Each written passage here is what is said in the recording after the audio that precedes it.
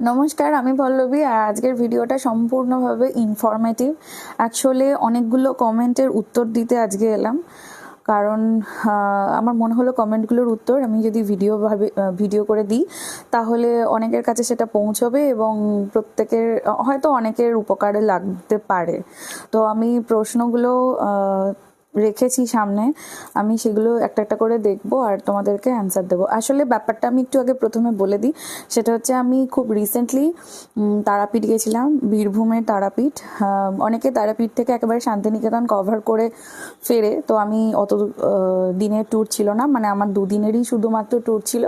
আমি তারাপীঠ গেছি এবং ওখানে মায়ের পুজো দিয়েছি, আশেপাশে কয়েকটা মন্দির বা মহাশ্মশান এগুলো দর্শন করেছি, করে ব্যাক করেছি। ঠিক আছে, তো সেইখানকার ডিটেলস আমি একটু ছোট্ট করে দেবো, কারণ অনেকে আমাকে কমেন্ট করেছে, যারা অনেকেই জানো এটা বাড়ি আমাদের হাওড়া থেকে, আমি হাওড়ার মেয়ে, হাওড়া থেকে খুব কাছে, অতএব হাওড়ার মানুষজন হয়তো জানে, তারা হয়তো আমার ভিডিওটা অতটা সিনসিয়ারলি নাও দেখতে পারে, কিন্তু এমন অনেকেই আছে যাদের কাছে এটা খুব আনকমন, যেটা আমি আমার ছবিগুলো পোস্ট করার পর দেখলাম অনেকের কাছেই এরকম কমেন্ট এসছে।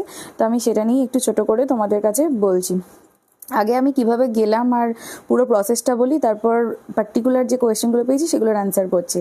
যদি একটা পার্টে কমপ্লিট করতে না পারি, আমি চেষ্টা করব দুটো পার্টে দেওয়ার। একটু পেজটাকে ফলো করে নিও। যাই হোক, পয়েন্টে আসছি, আসল কথায় আসছি। প্রথমেই আমরা এখান থেকে হাওড়া থেকে ট্রেন ধরেছি। অনেক রকম ট্রেন আছে, যেমন রামপুরহাট আছে, সরাইঘাট এক্সপ্রেস আছে, এরকম অনেকগুলো ট্রেন আছে। যে টাইমটা মানে ট্রেনটা আর কি চুজ করতে চাও সেটা করতে পারো। কিছু কিছু ট্রেন আছে যেগুলো কট দিয়ে যায়, কিছু কিছু ট্রেন আছে যেগুলো মেল লাইন হয়ে যায়। তো আমরা যাওয়ার সময় গেছি মেল লাইন হয়ে, আমরা হাওড়া স্টেশন থেকে ট্রেনে উঠেছি। তো একদম পৌঁছেছি রামপুরহাটেই। রামপুরহাট থেকে ট্রেনটা আরও দূরপাল্লার ট্রেন ছিল, আমরা রামপুরহাটে নেমে গেছি। রামপুরহাট স্টেশনটাতেই নামতে হয় তারাপীঠ যেতে গেলে। আর ফেরার সময় আমরা কর্ড হয়ে ফিরেছি। ওটা একদম রামপুরহাট লোকালই ছিল, আমরা রামপুরহাট থেকেই পুরো স্টপেজে উঠেছি এবং আমরা নেমেছি হাওড়ায়। ওখান থেকে এবার যে যার মতো টোটো, অটো বা চার চাকা যে যার মতো বুক করে যেতে পারে, যতটা যার বাড়ির ডিস্টেন্স যে যেরকম ইচ্ছা, বা লোকাল বাসেও ট্রাভেল করতে পারে যদি তার পক্ষে সম্ভব হয়। তো যাই হোক, রামপুরহাট স্টেশন থেকে আমরা অটো বুক করে নিয়েছিলাম। ওখানে অটো, বিভিন্ন রকমের গাড়ি, মানে ম্যাজিক গাড়ি টাইপের যেগুলোকে বলে আর কি, একটু বড় সেরকম গাড়ি, অটো, টোটো সব রকম আছে। যে যেরকম বাজেটের মধ্যে নিতে চাইছে বা কি বলবো, লোকজন অনুযায়ী এইসব ব্যাপারগুলো নিয়ে সে একটা বুক করে নিল। অটো টোটো হলে রিজার্ভেশনেও সে পেয়ে যাবে, আর যদি ওই ম্যাজিক গাড়িগুলো হয় আর কি একটু বড় অটোর থেকে, তাহলে তোমাকে শেয়ারে ওখান থেকে ডাইরেক্ট একদম তারাপীঠ মায়ের যে মন্দির, মায়ের মন্দিরের কাছে আমরা চলে গিয়েছিলাম এবং মায়ের মন্দিরের খুব কাছাকাছি আমরা হোটেলটা নিয়েছি। এখানেই একটা প্রশ্ন ছিল যে আমি যে হোটেলটা ছবি দিয়েছি ওই হোটেলটা মন্দির থেকে কতটা দূর। তো মন্দির থেকে ওটা জাস্ট 1 থেকে 2 মিনিটের ওয়াকিং ডিস্টেন্স। অনেক দূরে দূরে হোটেল আছে, কাছে হোটেল আছে, বিভিন্ন রেঞ্জের হোটেল আছে, 350-400 থেকে শুরু করে 1000-1200 বিভিন্ন রকম রেঞ্জের আছে। আমি কোনো অমাবস্যা বা শনিবার বা মঙ্গলবার এরকম কোনো সিজনে যাইনি যে সময়গুলোতে প্রচুর লোকজন থাকে, ভিড় থাকে, বা প্রচুর ভিড় হতে পারে, হোটেল বুক পাওয়া যাবে না, এরকম সময় যাইনি। তা সত্ত্বেও আমরা 350-450 রুম পাইনি, ভর্তি ছিল, ব্লক ছিল, বুকিং ছিল আগে থেকে, সেজন্য আমরা পাইনি। আমরা একটু ওপর বাজেটগুলোই পাচ্ছিলাম, 600, 650, 700 এরকম পাচ্ছিলাম, কিন্তু সেগুলো হচ্ছে নন এসি, নন গিজার। মানে যে হয়তো শীতকালে যাবে সে গিজার চাইতে পারে, যে গরমকালে যাবে সে হয়তো এসি চাইতে পারে, তো সেগুলো বাদ দিয়ে তো আমরা ওই জন্য একটু হাই তারপর লাস্ট এই হোটেলটাতে আমরা গেলাম। এখানেও হয়তো কম বাজেটের রুম আছে, হতে পারে। সমস্ত হোটেলেই 350-450 রুমও আছে, 1000-1200 রুমও আছে। এটা আমি অফ সিজনের কথা বলছি। আমি যে হোটেলটায় গিয়েছিলাম, হোটেল ব্লু স্টার, তো হোটেল ব্লু স্টার হচ্ছে মায়ের মন্দির থেকে জাস্ট 1-2 মিনিট পায়ে হেঁটে, এবং আমাদের নিয়েছিল 1000 টাকা, কিন্তু এক্সট্রা আমরা বেশ কিছুক্ষণ স্টে করেছিলাম। মানে ঘর ছাড়ার টাইম হচ্ছে 11টা, কোনো কোনো হোটেলে 11টা, কোনো কোনো হোটেলে 12টা। তো এক্সট্রা টাইম যদি তুমি ওখানে স্টে করো তাহলে তোমাকে এক্সট্রা কিছু পে করতে হয়, তো এক্সট্রা পেটাও আমাদেরকে করতে হয়েছে। তো আমরা 2টো রুম নিয়েছিলাম, আমরা 2টো ফ্যামিলি গিয়েছিলাম। তো 1,000 টাকা আমাদের নিয়েছিল। আর বাকি হ্যাঁ, এখানে আমরা গিজারটা পেয়েছিলাম, যেহেতু আমাদের গরম জলটা প্রয়োজন ছিল, এসিটা প্রয়োজন ছিল না, তখন অতটা ঠান্ডা নাই। এবার যারা এসি নেবে তার জন্য এক্সট্রা চার্জ লাগবে, যাদের এসি লাগবে। তো আচ্ছা, এটা হলো। এবং তারপরে মায়ের মন্দিরের পুজো তো দিলাম। এবার মায়ের মন্দিরে পুজো দেওয়া নিয়ে একটা কথা বলি। পান্ডার ব্যাপার সেই অর্থে নেই, ওখানে অনেকগুলো দোকান আছে, মানে মায়ের পুজো ওই দোকানে তুমি, হ্যাঁ আমাদের আলাদা করে চেনা জানা ছিল, মানে আমরা এর আগেও গেছি। আমাদের পান্ডা যদি বলো ধরা থাকে, মানে বিশেষ করে গেলে আমরা ওনার সঙ্গেই যোগাযোগ করি, মানে আমি যোগাযোগ করি না, মানে আমরা যাদের সঙ্গে গেছিলাম তার মানে ওনার বাবা হচ্ছে তারাপীঠের সিদ্ধ কাজ করেন আর কি, মানে করতেন, এখন উনি মারা গেছেন। তো ওনার ছেলে যেহেতু আমাদের সঙ্গে গিয়েছিলেন, তো ওনার বেশ একটা ভালো পরিচিতি আছে ওখানে, ওনাদের সাথে গেছিলাম, ওনারাই পান্ডা সিলেক্ট করেছিলেন। তবে যারা নতুন যাচ্ছ কোনো অসুবিধা নেই, কোনো একজন পান্ডাকে একটু তোমরা যদি বলো, ওখানে অনেক ছোট ছোট দোকান আছে, দোকানে গিয়ে কাউকে, তো তারা তোমাকে পুজো মায়ের কাছে দিয়ে দেবে, তার জন্য তাদেরকে একটা দক্ষিণা দিতে হয়। এবং 51 টাকা থেকে মায়ের পুজো শুরু। 51 টাকা আছে, 101 টাকা আছে, এবার যে যত উপরে উঠতে পারবে আছে, সে যার যেটা যেরকম ইচ্ছা আর কি। এবার কেউ অনেকে চায় মাকে শাড়ি দিয়ে পুজো দেবো, শাড়ি দিয়ে পুজো দিতে পারে, সেটা আলাদা, মানে ওই পুজোর ডালির মধ্যে ওগুলো থাকে না, ওগুলো এক্সট্রা নিজেরা নিয়ে যেতে হয়, অথবা আলাদা করে ওখানে অ্যাড করতে হয়। অনেকে আছে মাকে আলাদা করে জবা ফুলের, বড় জবা ফুলের একটা করে ডালিতে মনে হয় ছোটো থাকে, ফুল থাকে, মালা থাকে না। তো ফুল যদি কেউ মনে করে জবা ফুলের মালা দিয়ে মাকে পুজো দেবো, সেই ফুলগুলো আলাদা করে বাইরে থেকে আলাদা করে কিনতে হয়, কিনে ওখানে অ্যাড করতে হয়। সমস্ত ওখানে অ্যারেঞ্জমেন্ট থাকে, বললেই হয়ে যায়। আর শাড়ি যদি কেউ ঘর থেকে মানে বাড়ি থেকে কেউ কিনে নিয়ে যায়, এখান থেকে কেউ কিনে নিয়ে যায়, সেটাও সে করতে পারে।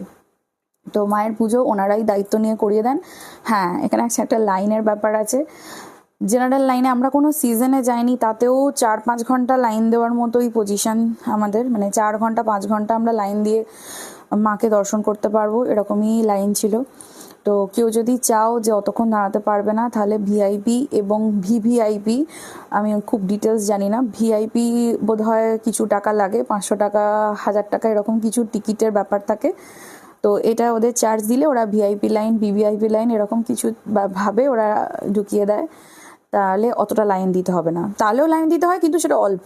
এবার সিজনে গেলে কি হবে আমি জানি না, সিজনে হয়তো ভিআইপিগুলোকেও বিশাল লাইন দিতে হয়, মানে সিজনে গেলে হয়তো এই 1000 টাকার রুমটা কত বাড়বে, বা আদৌ রুম পাবে কিনা কাছাকাছি, মায়ের মন্দিরের কাছাকাছি পাওয়াটাও খুব মুশকিল হয়। সেগুলো আমি খুব ডিটেলস বলতে পারছি না, কারণ নিশ্চয়ই কাছাকাছি মন্দির সব বুকিং থাকে। অনেকেই যায় যে সিজনে মাকে পুজো দেবো, তখন দূর থেকে অনেক দূরে দূরে আছে, প্রচুর হোটেল আছে, হোটেল পাওয়া নিয়ে কোনো সমস্যার কথাই নয়। এটা একটা। আর কি কোয়ারি ছিল আমি একটু দেখে নিই। হ্যাঁ, আর একটা কথা তার সঙ্গে বলে দিই, এবার মায়ের মন্দিরে পুজো দেওয়ার পর তোমরা যদি চাও আশেপাশে সাইট সিন আছে, ঘুরে দেখতে পারো। আশেপাশে আশ্রম আছে, আরও মহাশ্মশান আছে, সব থেকে যেটা বড় ব্যাপার। তবে আমি একটু আশাহত হলাম, মহাশ্মশানটা মানে আজ থেকে বেশ কয়েক বছর আগে যেভাবে দেখে এসেছিলাম ততটা আর নেই, এখন মহাশ্মশান অনেকটাই আলো হয়ে গেছে আর কি, বেশ কিছুটা ছোট হয়ে এসছে, আগে যতটা, মানে জানি না আগে যারা দেখেছো তারা হয়তো আমার কথাটা বুঝতে পারবে। মহাশ্মশান, তারাপীঠের মহাশ্মশান যেটা যেটা ছবি আমি দিয়েছি ওটা মহাশ্মশান নয়, আর একটা ছবি হয়তো পরবর্তীকালে পোস্ট করব, সেটা মহাশ্মশান।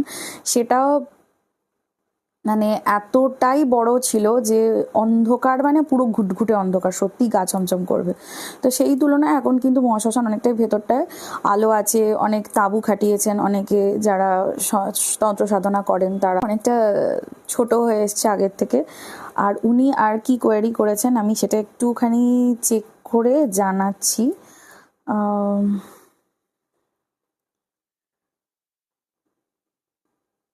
মন্দির থেকে কতটা দূর হোটেল ছিল বলেই দিলাম, ওয়াকিং ডিস্টেন্স 1-2 মিনিটস, 1 থেকে 2 মিনিট। পান্ডা সম্পর্কেও যদি একটু বলেন, পান্ডা সম্পর্কে আমি বলে দিলাম, আলাদা করে যদি চেনা জানা নাও থাকে কোনো অসুবিধা নেই। আর ওখানে ওই আসুন আসুন আসুন আসুনটা খুব একটা বলে না, মানে আমি তো দেখিনি, আগের বারেও গিয়ে দেখিনি, এবারেও দেখিনি যে আসুন আসুনটা বলে, খুব অফ সিজনেও দেখিনি, তার মানে নিশ্চয়ই ওটা খুব একটা সম্ভব নয়, মানে হয় না। আর কোনো কোয়ারি আর একটা দেখেছিলাম, এক সেকেন্ড আমি দেখছি। হোটেলের ডিটেলসটা একটু শেয়ার করবেন প্লিজ, আমরা 8 মার্চ যাব, এটা বলছে প্রিয়াঙ্কা অধিকারী। হ্যাঁ, হোটেলের ডিটেলস বলেই দিলাম। মায়ের মন্দির থেকে 1-2 মিনিটের হাঁটা পথ, হোটেল ব্লু স্টার। আমার পেজেতে ছবিও দেওয়া আছে।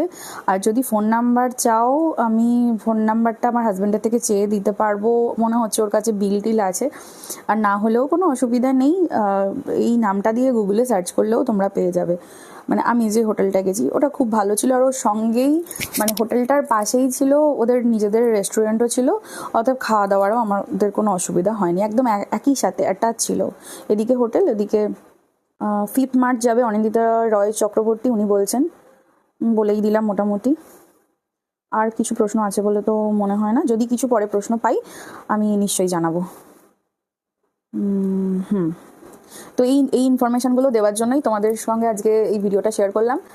আর হ্যাঁ, তারপর হ্যাঁ, ওখানে প্যারা খুব বিখ্যাত, মানে যদি কেউ প্যারা কিনতে যাও সেটাও ওখান থেকে কিনে নিতে পারো, একদম ফ্রেশও পাওয়া যায়, মানে দামের ওপর কিছুটা ডিপেন্ড করে। তো যে যেরকম পছন্দ করবে ফ্রেশ জিনিস কিনো, ওখানে ফ্রেশও হচ্ছে, আবার কিছু কিছু দোকানে পুরনো মালও থাকছে, তো একটু দেখে কিনে নিও, অসুবিধা নেই। আমি এটা রিকোয়েস্ট করব যে তারাপীঠে গিয়ে মহা শ্মশানটা একবার অবশ্যই দেখো, যারা প্রথমবার যাচ্ছ বা যাওনি বা জানো না, একবার দর্শন করো, আর একটু রাত্রের দিক করে যাওয়ার চেষ্টা করো, আশা করছি ওখানে ভালো লাগবে। আর সেরকম কিছু নেই, তো পরের দিনকে সাইট সিন দেখে তোমরা একটু ওখান থেকে অনেক কিছু কেনাকাটার জিনিস আছে, কেনাকাটি করে বাড়ি ফিরতে পারো। আর কি বলবো, আর কিছু না। ভালো লাগলে পেজটাকে ফলো করে রেখো, লাইক করো, কমেন্ট করো, শেয়ার করো। আর যারা আর কি তারাপীঠ যেতে চায় তাদের হয়তো এটা উপকারে আসতে পারে। আর যদি কিছু প্রশ্ন থাকে আমাকে কমেন্ট করো, আমি নিশ্চয়ই তোমাদেরকে অ্যান্সার দেবো। ভালো থেকো, বাই।